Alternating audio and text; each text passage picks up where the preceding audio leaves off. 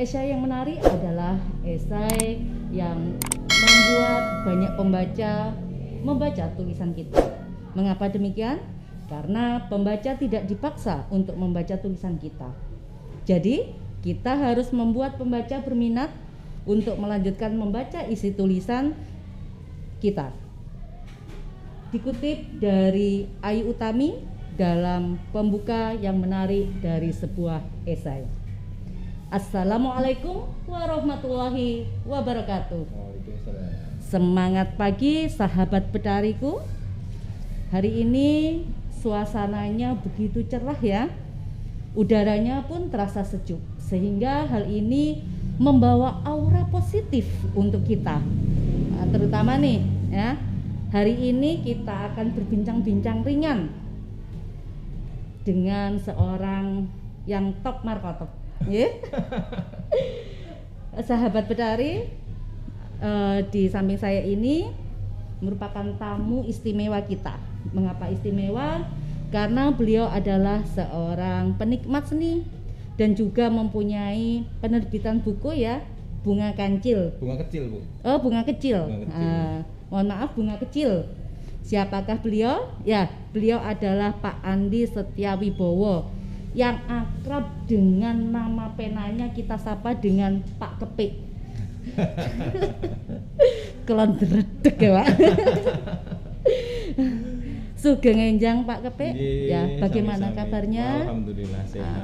Alhamdulillah, seorang seni itu selalu sehat ya Pak ya, karena selalu banyak tertawa dan tersenyum, hatinya selalu bergembira. Iya, hidup ini sudah terlalu berat gitu loh, makanya dihadapi dengan tertawa saja. Oh gitu ya. boleh. Pak Kepik, saya harus manggilnya Pak, Mas, apa Om ini? Dek, apa Bang? Nampaknya Dek nampaknya. Oh gitu. Iya. Pak Kepik gini, saya dari kemarin tuh sudah punya banyak pertanyaan di sini tentang sebuah penulisan esai, karena pagi ini kita akan berbincang-bincang sederhana tentang esai. Nah, langsung saja ya Pak ya. Monggo. Yang pertama, menurut panjenengan esai itu yang bagaimana? Esai ini begini, sebelumnya saya harus melakukan klarifikasi di depan gitu ya. Saya bukan praktisi yang berasal dari lembaga pendidikan yang belajar tentang kebahasaan gitu ya. Iya. Jadi saya ya begini saja gitu. Jadi bisa jadi apa yang saya sampaikan tidak sama dengan apa yang tertulis di buku-buku pelajaran atau apa gitu ya. Ini sepanjang yang saya tahu saja gitu. Jadi jangan ada perasaan bahwa apa yang saya sampaikan semuanya benar gitu. Isai kalau menurut saya itu adalah sebuah karya tulis prosa ya, tetapi ya. Sebuah prosa yang di dalamnya itu berisi opini atau pendapat atau refleksi atau apapun dari si penulis, dari si penulis tentang sebuah objek yang fungsinya adalah bisa untuk menyampaikan informasi, bisa untuk menyampaikan pendapatnya si penulis, bisa menyampaikan refleksi si penulis kepada sebuah objek atau sebuah peristiwa, yang di dalamnya itu juga berisi data, fakta atau apa namanya, data, fakta atau peristiwa yang terjadi. Maksudnya ada sebuah objek, ada sebuah hal yang perlu disampaikan di dalam esai itu. Kemudian hal yang ada di dalam yang ingin diberikan opini oleh si penulis itu harus disampaikan di dalam tulisannya begitu. Oh gitu. Ya. Oh, berarti kalau begitu untuk strukturnya bagaimana? Kalau strukturnya sama, saya pikir kalau struktur esai itu sama dengan tulisan-tulisan yang lain. Dimulai dari pembukaan gitu ya. Kemudian di dalamnya ada badannya, ada isinya, kemudian ada penutup gitu. Oh gitu ya. Itu kan sama persis dengan tulisan-tulisan yang lain ya. Ketika kita menulis fiksi ataupun non fiksi itu juga sama, kita dimulai dari prolog, dari pembukaan, kemudian ada isinya, kemudian ada penutupnya gitu. Nah, kalau tadi saya sempat mendengar non fiksi dan fiksi ya, Pak. Berarti betul. Esai dengan fiksi ini ada hubungannya atau ada perbedaannya? Begini, kalau opini si penulis yang disampaikan di dalam esai itu adalah benar-benar si penulis itu menyoroti sebuah objek berdasar kenyataan gitu, Bu. Oh, berdasarkan kenyataan. Ya. Kalau fiksi itu kan murni hasil khayalannya si penulis ya. Jadi begini, kita sebagai pembaca tentu harus bisa membedakan mana yang hal yang ada di dalam tulisan itu sebagai fiksi atau non fiksi begitu. Karena tulisan fiksi tidak melulu itu murni khayalan, bisa jadi tulisan fiksi itu juga bisa berasal dari peristiwa-peristiwa yang benar-benar terjadi, kemudian diolah oleh si penulis sehingga difiksikan begitu ya. Oh, berarti difiksikan. Ya, misalnya kalau kita membaca tulisannya Pak Pramudia Anantatur, gitu, fiksinya Pak Pramudia Anantatur itu adalah, sepanjang yang saya tahu, peristiwanya benar-benar terjadi. Subjek orang-orangnya juga ada gitu. Tetapi kita tidak bisa mengklaim bahwa apa yang disampaikan Pak Pram itu adalah non fiksi. Iya, itu adalah murni fiksi karena di dalamnya ada apa namanya, khayalan Pak Pram yang mengolah data-data atau peristiwa-peristiwa itu menjadi sebuah bentuk cerita. Atau dulu misalnya Pak Seno Bumira Adidharma itu pernah mengatakan ketika puisi dibungkam, ketika pers dibungkam, ketika pers dibungkam maka puisi yang berbicara begitu kan, maksudnya begini. Ketika kita membaca salah satu bukunya Pak Seno itu yang Jazz Parfum dan Insiden itu peristiwanya benar-benar terjadi. Peristiwa di dalam buku itu benar-benar terjadi, di dalam novel itu benar-benar terjadi gitu. Tetapi oleh si penulisnya peristiwa-peristiwa itu diolah lagi sehingga seolah-olah fiksi gitu. Oh, seolah-olah fiksi. Tetapi kan kita tidak boleh mempercayai bahwa apa yang ada di dalam buku itu adalah sebuah laporan kejadian seperti wartawan melaporkan gitu. Tuh. Berarti kalau untuk esai bahasanya bisa kalau esai itu kan, kalau saya mengatakan esai itu ada esai yang ilmiah dan esai yang non ilmiah lah, katakan begitulah ya. Kalau esai ilmiah itu kan esai yang misalnya masuk ke dalam apa namanya itu, Bu? Jurnal, artikel seperti itu. Kalau artikel itu berarti ada perbedaannya lagi ya? Ada perbedaan lagi. Kalau artikel itu di dalamnya, kalau menurut saya kan seperti saya bilang tadi, saya tidak boleh mengklaim bahwa apa yang saya katakan ini benar gitu. Kalau artikel itu di dalamnya nggak boleh ada opininya, tidak boleh ada opini, tidak boleh ada pendapat, tidak boleh ada apapun dari si penulis untuk menambah-nambahi gitu. Kalau esai kan masih ada ruang untuk itu, untuk si penulis memberikan opininya di dalam tulisan gitu. Itu kalau menurut saya perbedaan artikel dengan esai gitu ya. Jadi kalau esai yang ilmiah itu yang misalnya masuk ke dalam jurnal, masuk ke dalam buku karya ilmiah dan segala macam, itu bahasanya tentu berbeda dengan esai-esai yang ringan begitu ya. Esai ringan itu misalnya Bu Trias ingin menyampaikan opini tentang kondisi pendidikan zaman sekarang gitu yang banyak daring misalnya gitu ya. Bu Trias tentu mencari dulu data-data, fakta-fakta yang langsung jenengan tahu gitu. Ketika nanti itu akan dimunculkan dalam esainya jenengan bebas menyampaikan opininya. Opini jenengan bebas untuk dimasukkan ke dalam tulisan itu gitu.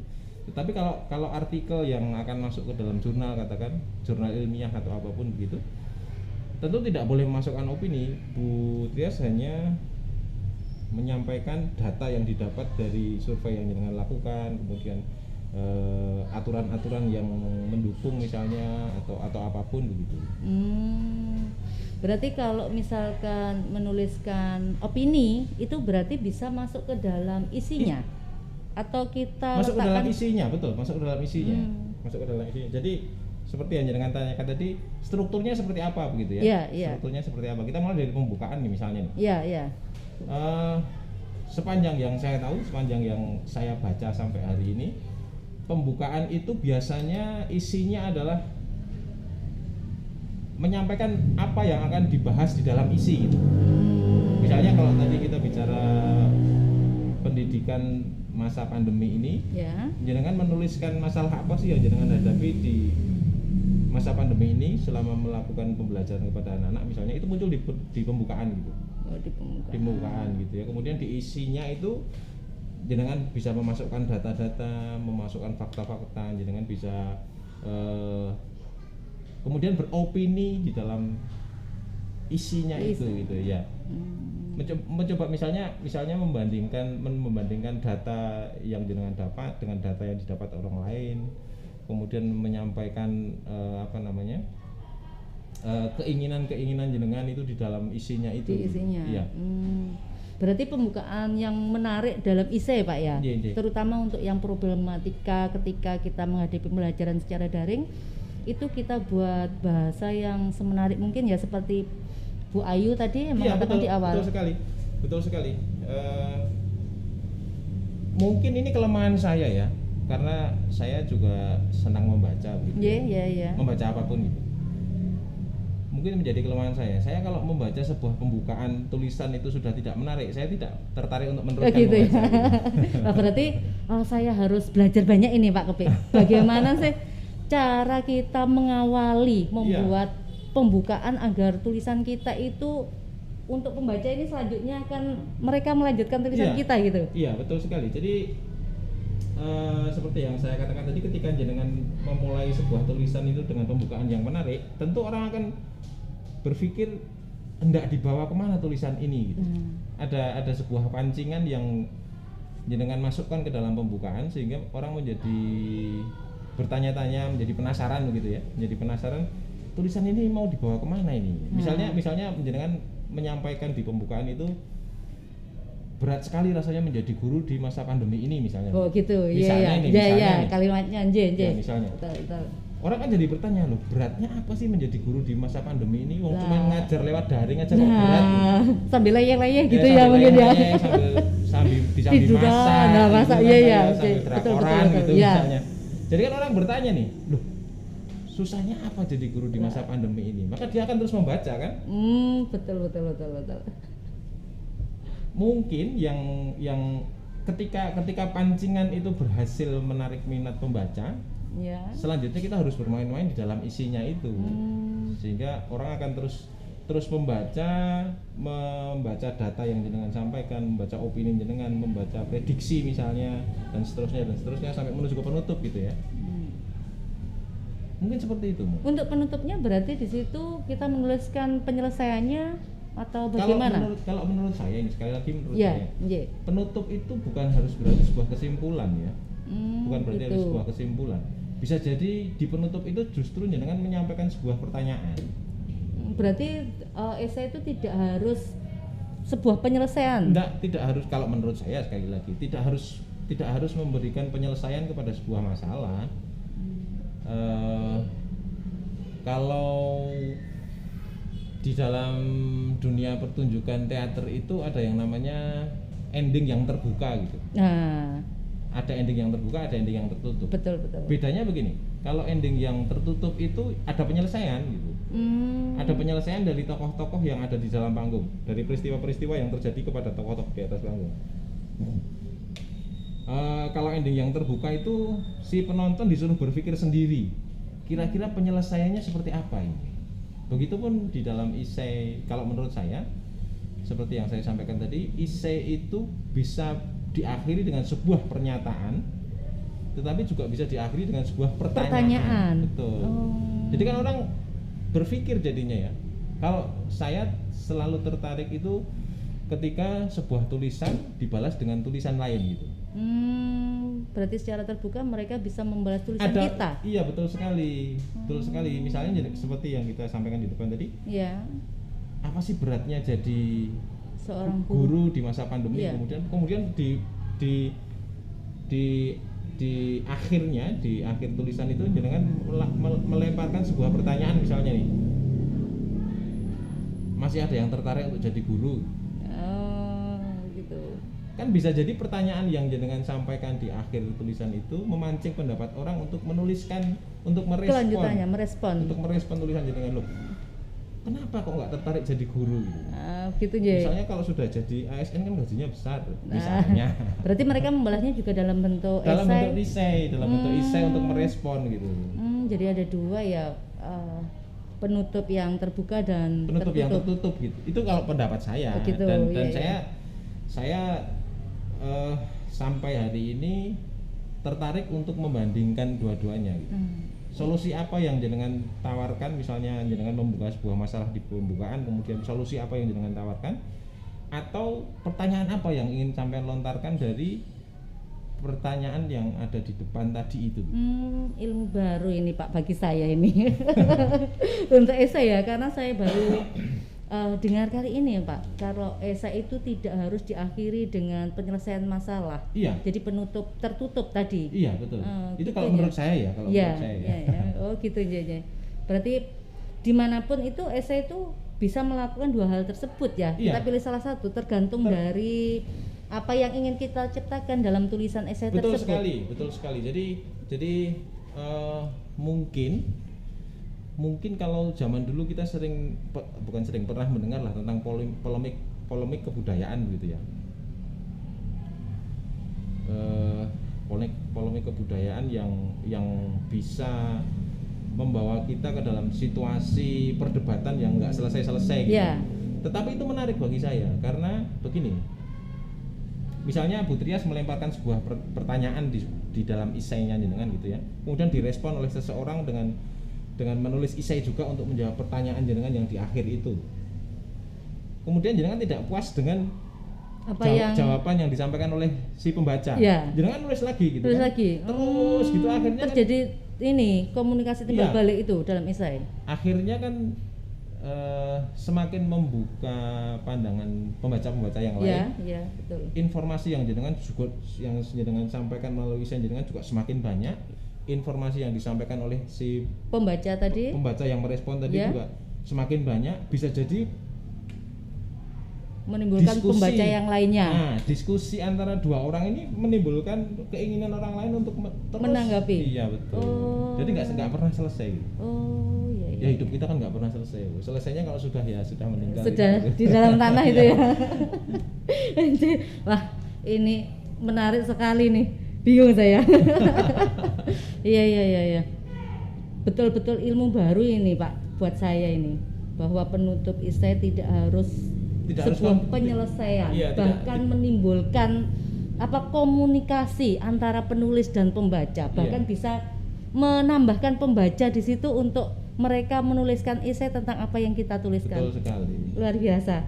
Wah, kalau jenengan pengetahuannya tentang esai seperti ini sungguh sangat luar biasa. Tentunya jenengan punya idola ya.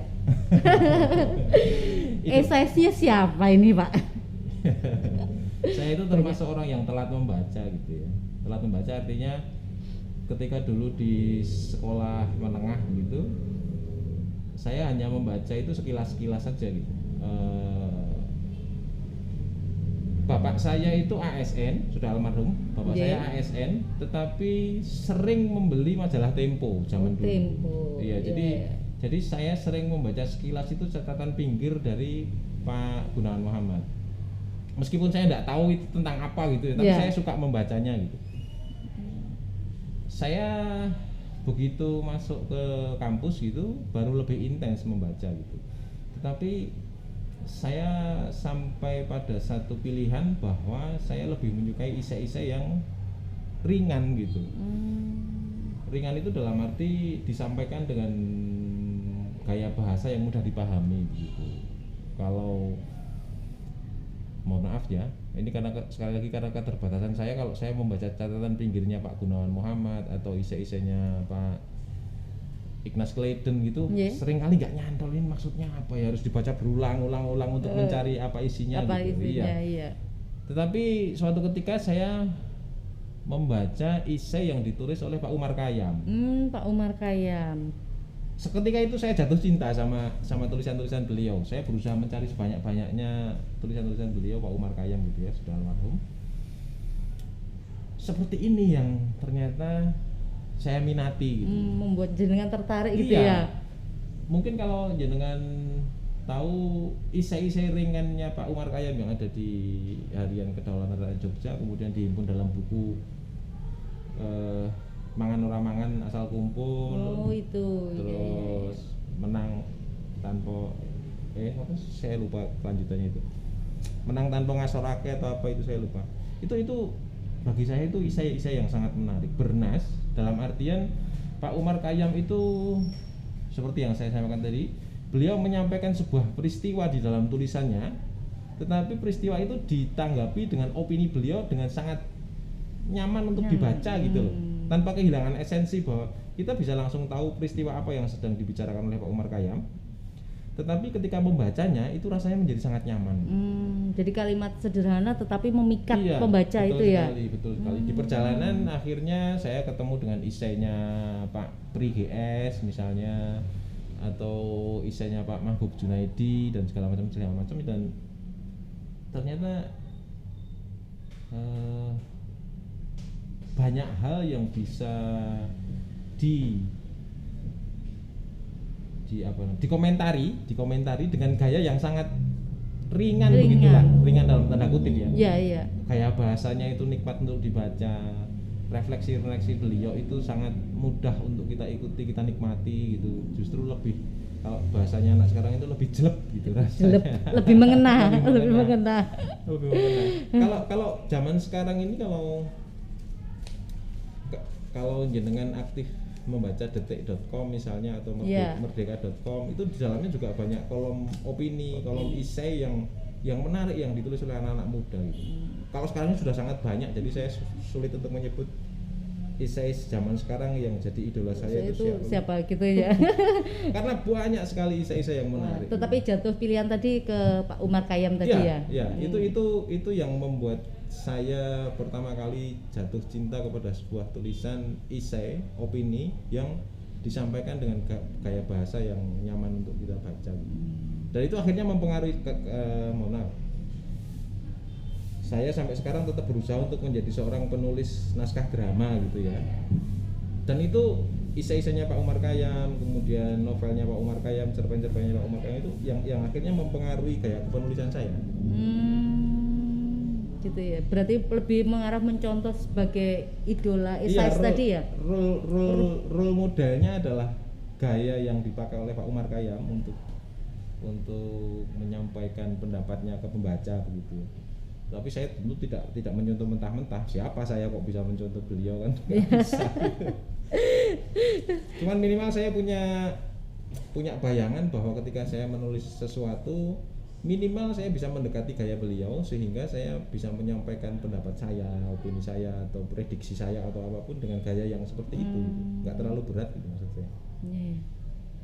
Ini sebenarnya banyak sekali Pak yang ingin saya tanyakan, tetapi sepertinya waktu yang tidak memungkinkan ya. Karena setelah ini kita juga akan berbincang ke kelas, melanjutkan tentang esai ini untuk kawan-kawan guru kita. Siap. Mungkin di akhir panjenengan bisa memberikan closing statement ke para sahabat petari sehingga akan membuat nuansa untuk esai ini lebih indah, lebih menarik gitu Pak. Tidak banyak yang bisa saya sampaikan ya, karena saya sendiri juga masih belajar begitu ya. Terus membaca dan terus menulis itu saja. Terus membaca dan terus menulis.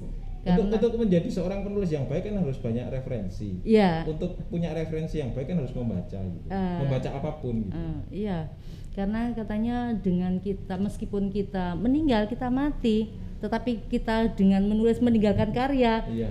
kita akan dikenang lewat tulisan tersebut. Betul apa tidak Pak? Itu. Insya Allah gitu nggih. Ya. Terima kasih Pak Kepe atas kehadirannya. Mohon maaf luar biasa para sahabat Bedari, perbincangan ringan kita pagi hari ini ya dengan Pak Andi Setiawibowo atau yang akrab kita panggil Pak Kepe ya. Untuk selanjutnya saya akhiri saja bincang-bincang kita pagi ini. Terima kasih Pak Kepe sekali lagi rawuhnya ya. Sama-sama. Ya, untuk para sahabat Bedari semuanya, semangat pagi, salam Bedari berbudi berprestasi. Wassalamualaikum warahmatullahi wabarakatuh. Waalaikumsalam.